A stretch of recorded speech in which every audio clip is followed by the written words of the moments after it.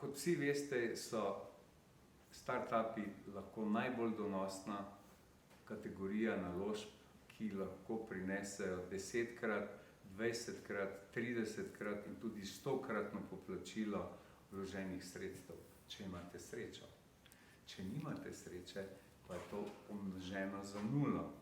Tega se morate zavedati in zato v taka naložbe lahko date samo tisti del sredstev, ki jih nujno ne boste pogrešali v svojem budžetu v naslednjem obdobju.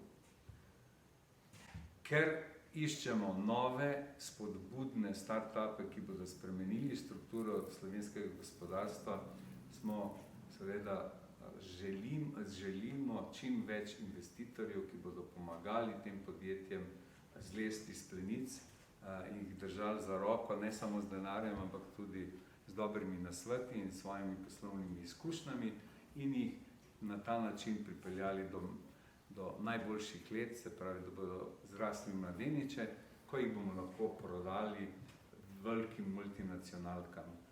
Mi zdaj v Evropi govorimo, da imamo nov program Evropa naslednjega tisočletja oziroma naslednjega stoletja in da poskušamo narediti Evropo konkurenčno, ki bo lahko tekmovala z Kitajci na eni strani, z Američani na drugi strani. Zato rabimo tudi hrabre investitorje, ki bodo investirali v podjetja, ki bodo jutri tekmovala z Google, Facebooki, Booking.com in ostalimi, ki so, bi rekel, spomeniki uspešnosti ameriškega načina investiranja, ali pa če vzamemo Tencent na Kitajskem in druge velike startupe, ki uspevajo prodirati zdaj na svetovni trg.